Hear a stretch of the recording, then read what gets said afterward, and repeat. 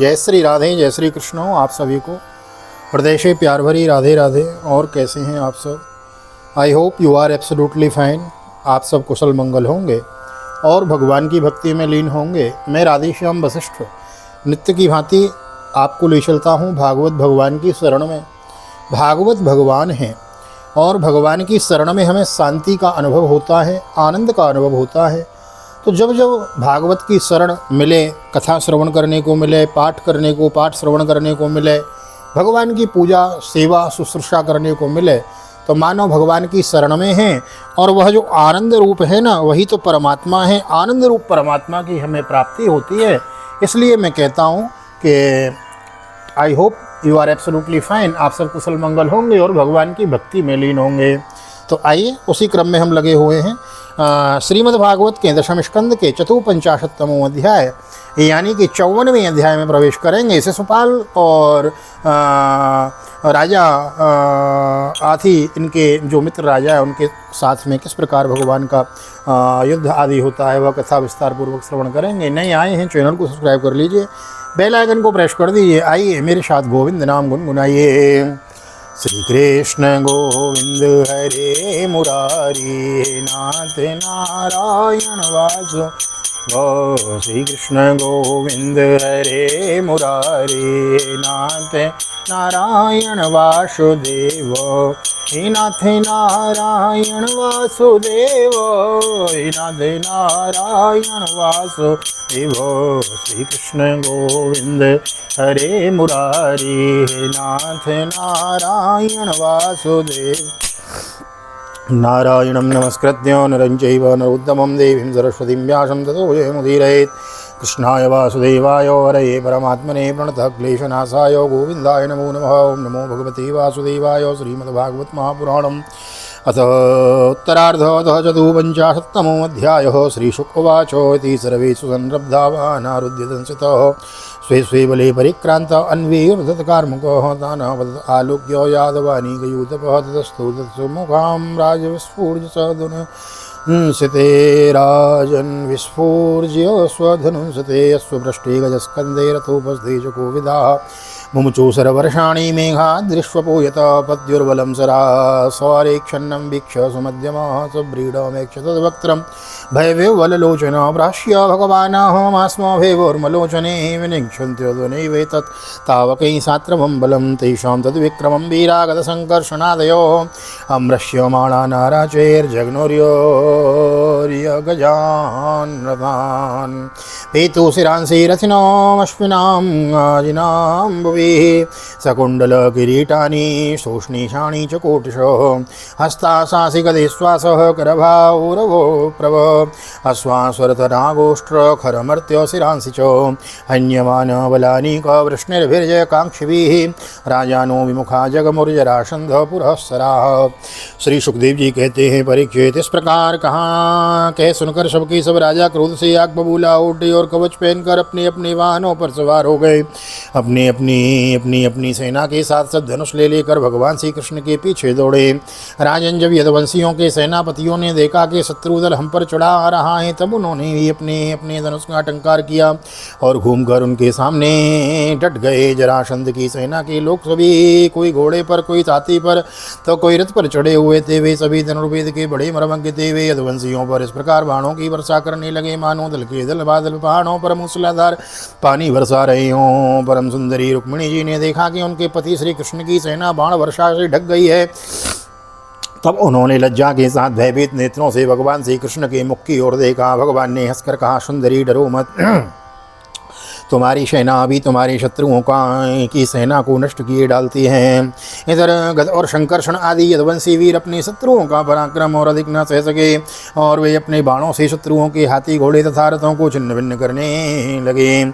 उनके बाणों से रथ घोड़े और हाथियों पर बैठे विपक्षी वीरों के कुंडल किरीट और पगड़ियों से सुशोभित करोड़ों खड्ग आदि गदा और धनुष युक्त हाथ पहुँचे, जांघें और पैर कट कट कर पृथ्वी पर गिरने लगे। इसी प्रकार घोड़े, खच्चर, हाथी, ऊँट, गधे और मनुष्यों के सिर भी कटकट कर रणभूमि में लौटने लगे। अंत में विजय की सच्ची आकांक्षा वाले यदुवंशियों ने शत्रुओं की सेना तहस नहस कर डाली। जरासंध आदि राजा युद्ध से पीठ दिखाकर भाग खड़े हुए। शिशुपालम समभेत्यो हतधारामिवातुरं नष्टस्त्वं गतोत्साहं स्वस्यद्वदनम् अब्रुवन् भो पुरुष शार्दूलो दौर्मनश्योमिदं त्यजो न प्रिया प्रिययो राजन्निष्ठादेषु दृश्यते यथा दारुमय्यो सिन्नत्यते कोकिक्षयो एवमीश्वरतन्त्रो यमीयते सुखदुःखयो सौरैः सप्तदशाहं वै संयुगानि पराजितो त्रयोविंशतिभिः सैन्यैर्जिज्ञ एकमहं परं तथाप्यहं न शोचामि न प्रहस्यामि करहि चेत् कालेन देवयुक्तेन जानन् विद्रामितं जगत् अधुनापि वयं सर्वे वीरयूथपयूथ पराजितः फल्गुतन्त्रैर्यद्भिः कृष्णपालितैः रिपवो जिग्युरधुना कालो आत्मानुसारिणी तदा वयं विजिष्यामो यदा काला प्रदक्षिणा। उधर शिशुपाल अपनी भावी पत्नी के छिन जाने के कारण मरणासन्न सा हो गया था। न तो उसके हृदय में उत्साह रह गया था और न तो शरीर पर कांति, उसका मुंह सूख रहा था। उसके पास जाकर जरासंध कहने लगा, शिशुपाल जी आप तो एक श्रेष्ठ पुरुष हैं, यह उदासी छोड़ दीजिए, क्योंकि राजन कोई भी बात सर्वदा आपके मन के अनुकूल ही हो या प्रतिकूल, इस संबंध में कुछ स्थिरता किसी भी प्राणी के जीवन में नहीं देखी जाती। जैसे कठपुतली बाजीगर की इच्छा के अनुसार नाचती है, वैसे ही अजीव भी भगवत इच्छा के अधीन रहकर सुख और दुख में संबंध में यथाशक्ति चेष्टा करता है। देखिए श्री कृष्ण ने मुझे 23 अक्षौणी सेनाओं के साथ 17 बार हरा दिया। मैंने केवल एक बार 18-20 बार उन पर विजय प्राप्त की। फिर भी इस बात को लेकर मैं न तो शोक करता हूँ न तो कभी हर्ष, क्योंकि मैं जानता हूँ कि प्रारब्ध के अनुसार काल भगवान ही इस चराचर जगत को झकझोरते रहते हैं। इससे संदेह नहीं कि हम लोग बड़े बड़े वीर सेनापतियों के भी नायक हैं। फिर भी इस समय श्री कृष्ण के द्वारा सुरक्षित यदुवंशियों की थोड़ी सी सेना ने हमें हरा दिया है। इस बार हमारे शत्रुओं की ही जीत हुई, क्योंकि काल उन्हीं के अनुकूल था। जब काल हमारे दाहिने होगा तब हम भी उन्हें जीत लेंगे। परीक्षित जब मित्रों ने इस प्रकार समझाया तब चेदिराज शिशुपाल अपने अनुयायियों के साथ अपनी राजधानी को लौट गया और उसके मित्र राजा भी जो मरने से बचे थे अपने अपने नगरों को चले गए। एवं प्रबोधितो मित्रे चेद्योगात्सानुगापुरं हतशैषा वनस्तेऽपि स्वयं ययो स्वं स्वं पुरं नृपोः रुक्मीतु राक्षसोद्वाहं कृष्णद्विडसहंससोः पृष्ठतोन्वगमत्कृष्णम् अक्षौहिण्यां व्रतो बलि। रुक्मिणी जी का बड़ा भाई रुक्मी भगवान श्री कृष्ण ने बहुत द्वेष रखता था। उसको यह बात बिल्कुल सहन न हुई कि मेरी बहन को श्री कृष्ण हर ले जाएं और राजा राक्षस रीति से बलपूर्वक उसके साथ विवाह करें। रुक्मी बलि तो था ही, उसने एक अक्षौहिणी सेना साथ ले ली और श्री कृष्ण का पीछा किया है। रुक्म्यमर्षि सुसंरब्धं तृणवतां सर्वभुजां प्रतिजज्ञे महाबाहुर्दर्शितः ससरासनो हत्वा समरे कृष्णम् अप्रत्यूह्य च रुक्मिणीं कुण्डिनं न प्रवेक्ष्यामि सत्यमेतद्ब्रवीमि भोः इत्युक्तार्थमारुह्य सारथिं प्राह सत्वरा चोदयास्वान्यतः कृष्णस्तस्य मे संयुगो भवेत्। अद्याहं निशतिर्बाणिर्गोपालस्य सुदुर्मतेन सेवीर्यमदं येनं सुतां मे प्रसवमतो विकत्तमाना कुमतीरीश्वरस्य प्रमाणवितो रथैकिनेकेन गोविन्दं तिष्ठतिष्ठेत्यथा धनुर्विक्रस्य सुदृढं जग्ने कृष्णं त्रिभिसरैः आह चात्रौषणं तिष्ठं यदूनां कुलपांसनः कुत्र यासि सुतारं मे मूसिद्वादांश वद्दवे हरिसिद्य मदं मन्दं मायन कूटयोधिनः यावन्नमी हतो बाणे सहितामुच्चदारिकां रमयन् कृष्णो धनुश्चित्वा चतुर्भिर्व्यव्याध रुक्मिणीम् अष्टविंशतरो वाहन् द्वाभ्यां सूतं ध्वजं त्रिभिः स चान्यद्धनुराधाय कृष्णं बिभ्यात् पंचभिः। महाबाहु रुक्मी क्रोध के मारे जल रहे थे। उसने कवच पहनकर और धनुष धारण करके समस्त नरपतियों के सामने यह प्रतिज्ञा की कि मैं आप लोगों के बीच में यह शपथ करता हूँ कि यदि मैं युद्ध में श्री कृष्ण को न मार सका और अपनी बहन रुक्मिणी को न लौटा सका तो अपनी राजधानी कुंडलपुर में प्रवेश नहीं करूंगा। परीक्षित कहकर वह रथ पर सवार हो गया और सारथी से बोला, जहाँ कृष्ण हो वहाँ शीघ्र से शीघ्र मेरा रथ ले चलो। आज मेरा उसी के साथ युद्ध होगा। आज मैं अपने तीखे बाणों से उसे खोटी बुद्ध वाले ग्वाले केवल वीर घमंड को चूर कर दूंगा। देखो तो उसका साहस, वह हमारी बहन को बलपूर्वक कर ले गया है। परीक्षित रुक्मी की बुद्धि बिगड़ गई है, वह भगवान के तेज प्रभाव को बिल्कुल नहीं जानता था। इसी प्रकार वह बहक कर बातें करता हुआ वह एक ही रथ पे श्री कृष्ण के पास पहुंच गया। एक ही रथ से श्री कृष्ण के पास पहुंचकर ललकारने लगा, खड़ा रहे। उसने अपने धनुष को बलपूर्वक खींचकर भगवान श्री कृष्ण को 3 बाण मारे और कहा, एक क्षण मेरे सामने ठहर। यदुवंशियों के कुल कलंक जैसे कौवा आम की सामग्री चुरा कर उड़ जाता है, वैसे ही तू मेरी बहन को चुराकर कहाँ भागा जा रहा है। अरे मंद, तू बड़ा मायावी और कपट युद्ध में कुशल है। आज मैं तेरा सारा गर्व किए डालूंगा, तेरा सारा गर्व खर्व किए डालता हूँ। देख, जब तक मेरे बाण तुझे धरती पर सुला नहीं देते उसके पहले ही इस बच्ची को छोड़कर भाग जा। रुक्मी की बात सुनकर भगवान श्री कृष्ण मुस्कुराने लगे। उन्होंने उसका धनुष काट लिया और उस पर 6 बाण छोड़े। साथ ही भगवान श्री कृष्ण ने 8 बाण उसके 4 घोड़ों पर और 2 सारथी पर छोड़े और 3 बाणों से उसके रथ की ध्वजा को काट डाला। तब रुक्मी ने दूसरा धनुष उठाया और भगवान श्री कृष्ण को 5 बाण मारे। तेस्ताडित सरोघेस्तु चक्षेद धनुरुच्युत पुनरन्य ददुपादत्य ददप्यच्छन ददव्यवत परिघं पट्ट शंसूलं चर्मासी शक्तितो मरो यद्यदा युधमादत्तो तत सर्वं योक्षिणद्धरिः ततो रथवादवप्लुप्य खड्गपाणिर्जगांसयो कृष्णमभ्यद्रवत्कृद्ध पतङ्गायव पावकं तस्य चापततः खड्गं तिलशर्मा शिक्षुभिः चित्वासी मादधीतिग्मं रुक्मिणं हन्तुमुद्यत दृष्ट्वा भ्रातृवधोद्योगं रुक्मिणी भयविह्वलः पतित्वा पादयो भर्तुरुवाच करुणं सती योगेश्वर प्रमेयात्मन् देवदेव जगत्पते हन्तुं नारसि कल्याणं भ्रातरं में महाभुजो। उन बाणों के लगने पर उन्होंने उसका वह धनुष भी काट डाला। रुक्मी ने इसके बाद एक और धनुष लिया, परंतु हाथ में लेते लेते अविनाशी अच्युत ने उसे भी काट डाला। इस प्रकार रुक्मी ने परिक पट्टे सूल बाण तलवार शक्ति और तोमर जितने अस्त्र शस्त्र उठाए उन सभी को भगवान ने प्रहार करने से पहले ही काट डाला। रुक्मी क्रोधवश हाथ में तलवार लेकर भगवान श्री कृष्ण को मार डालने की इच्छा से रथ से कूद पड़ा और इस प्रकार उनकी ओर झपटा जैसे पतंगा आग की ओर लपकता है वह भगवान। जब भगवान ने देखा कि रुक्मी मुझ पर चोट करना चाहता है तब उन्होंने अपने बाणों से उसकी ढाल तलवार को तिल तिल करके काट दिया और उसकी मार डालने के लिए हाथ में तीखी तलवार निकाल ली। जब रुक्मिणी जी ने देखा कि ये तो हमारे भाई को अब मार ही डालना चाहते हैं तब वे वैसे विवल हो गई और अपने प्रियतम पति भगवान श्री कृष्ण के चरणों पर गिरकर करुण स्वर में बोली, देवताओं की भी आराध्य देव हे जगतपते, आप योगेश्वर हैं, आपके स्वरूप और इच्छाओं को कोई जान नहीं सकता। आप परम बलवान हैं परंतु कल्याण स्वरूप में भी तो वे कल्याण स्वरूप भी तो हैं। प्रभु मेरे भैया को मारना आपके योग्य काम नहीं है। श्री शुकोवाचो तया परित्राश विकम्पितायां सुजाव सुस्यन्मुखरुद्धकण्ठया कातर्य वीरस्तंतहिममालया गृहीत पाद करुणो निवर्ततो शैलेन वधुवा तमसाधुकारिणं सस्मश्रुकेशं प्रवपन् व्यरूपयत् तावन्ममरदु परसैन्यमद्भुतं यदुब्रवीरा नलिन्यता गजो। श्री सुखदेव जी कहते हैं रुक्मिणी जी का एक अंग भी मारे एक अंग भय के मारे थरथर काँप रहा था। शोक की प्रबलता से मुंह सूख गया था, गला रुंध गया था, आतुरतावश सोने का हार गले से गिर पड़ा और इसी अवस्था में भी भगवान की चरण कमल पकड़े हुए थी। परम दयालु भगवान उन्हें भयभीत देखकर करुणा से द्रवित हो गए। उन्होंने रुक्मी को मार डालने का विचार छोड़ दिया। फिर भी रुक्मी उनके अनिष्ट की चेष्टा से विमुख न हुआ। तब भगवान श्री कृष्ण ने उसको उसी के दुपट्टे से बांध दिया और उसकी दाढ़ी मूछ तथा केस कई जगह से मुड़कर उसे कुरूप बना दिया। तब तक यदुवंशी वीरों ने शत्रु की अद्भुत सेना को तहस नहस कर डाला, ठीक वैसे ही जैसे हाथी कमलवन को रौंद डालता है। कृष्णान्तिकमुपव्रज्य तद्रस्वस्तत्र रुक्मिणीं तथा वृतं वतप्रायं दृष्ट्वा संकर्षणं विभो विमुच्य बद्धं करुणो भगवान् कृष्णमब्रवीत असादिद्वं तया कृष्णं कृतमस्मज्जुगुप्सितं वपनं स्वश्रुकेशानां वैरूप्यं स्वधो वदोहमेवास्मान् साधुसूयेत भ्रातुर्वैरूप्य चिन्तय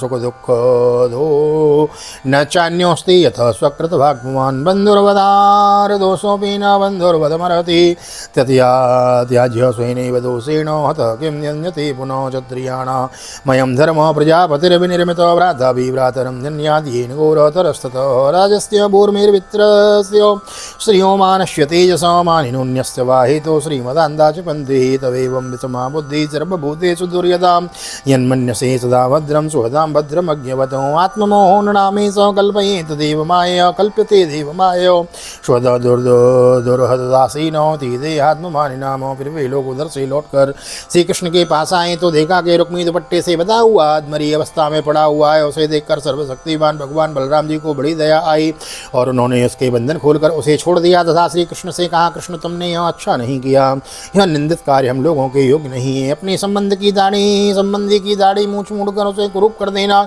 यह तो एक प्रकार का वध ही है। इसके बाद बलराम जी ने रुक्मिणी को संबोधन करके कहा, शादी तुम्हारे भाई का रूप विकृत कर दिया गया है। यह सोचकर हम लोगों से बुरा न मानना, क्योंकि जीव को सुख दुख देने वाला कोई दूसरा नहीं है, उसे तो अपने ही कर्म का फल भोगना पड़ता है। अब श्री कृष्ण से बोले, कृष्ण यदि अपना सगा संबंधी वध करने योग्य अपराध करे तो भी अपने ही संबंधियों के द्वारा उसका मारा जाना उचित नहीं है, उसे छोड़ देना चाहिए। वह तो अपने अपराध से ही मर चुका है, मरे हुए को फिर क्या मारना।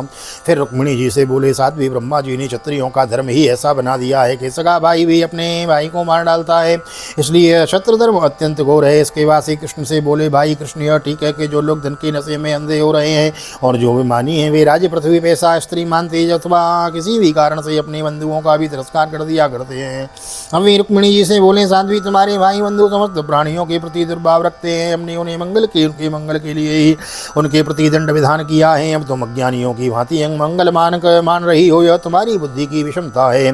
जो लोग भगवान की माया से मोहित होकर देह को ही आत्मा मान बैठते हैं उन्हीं को ऐसा सम्मोह होता है कि यह मित्र है, यह शत्रु है और यह उदासीन है। तमेवं विषमा बुद्धिं सर्वभूतेषु सुदुर्हृदां यन्मन्यसे सदा भद्रं स्वदां भद्रम अज्ञवत् आत्मोहो नृणामे स कल्पते देवमायो स्वदा दुर्हृदुदासीनो इति देहात्ममानिनामो। एक एव परो यात्मा सर्वेषामपि देहिनां नानेव गृह्णते मूढैर्यथा ज्योतिर्यथा नभः देहो आद्यन्तवान्ये सौ द्रव्य प्राण गुणात्मको आत्मन्य विद्या क्लप्तो संसारायत देहिनां नात्मन्योन्येन संयोगो वियोगश्चात्मतः सति तद्धेतत्वात् प्रसिद्धे देवरघूपाभ्यां यथा रवेः जन्मादयस्तदेहस्य विक्रियानात्मनः क्वचित् कालानामेव देवेन्द्रोर्मृतिरहस्य कुरिव यथा स योनो आत्मानं विषयाना फलमेव च हो भुङ्क्तेऽप्यो सति अर्थे तथा बुधोभवं तस्माद्ज्ञानजं शोकम् आत्मशोषो विमोहनं तत्त्वज्ञानेन निरहत्य स्वस्था भवशुचिस्मृतेः। समस्त देहधारियों की आत्मा एक ही है और कार्य कारण से माया से उसका कोई संबंध नहीं है।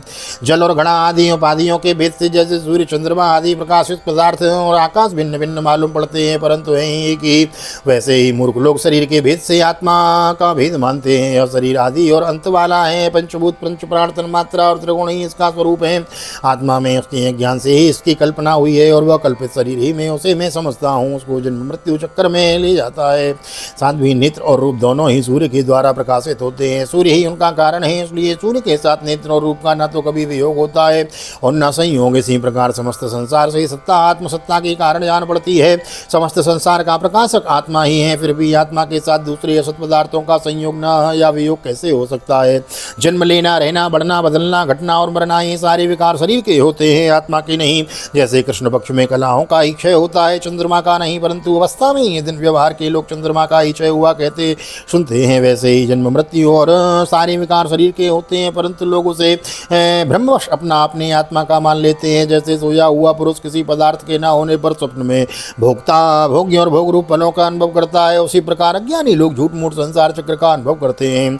इसलिए साध्वी अज्ञान के कारण होने वाले इस शोक को त्याग दो। यह शोक अंतःकरण की को मुरझा देता है, मोहित कर देता है, इसलिए इसे छोड़कर तुम अपने स्वरूप में स्थित हो जाओ। श्री शुकोवाचो एवं भगवता तत्त्वे तन्वी रामेण प्रतिबोधितो वे मनुष्यं परित्यज्य मनोमुद्या समादते। श्री सुखदेव जी कहते हैं, परीक्षित जब बलराम जी ने इस प्रकार समझाया पर तो परम सुंदरी रुक्मिणी जी ने अपने मन का मैल मिटाकर विवेक बुद्धि से उसका समाधान किया है। प्राणावशेष उत्सृष्टो दृढ़ बल प्रभ स्मरण विरूप करणम विततात्म मनोरथ चक्रे भोजघटम नाम निवासाय महत्परम महद्वादुरमतिं कृष्णमग्रप प्रत्युवयवने यवीयसें कुण्डिनं न प्रवेक्षामि इत्युक्ता तत्रावसदृशा भगवान् भीष्मकृताम् एवं निर्जित्य भूमिपान् पुरमानीय विधिवद उपये में गुरुदेवः। बुद्धि से उसका समाधान किया।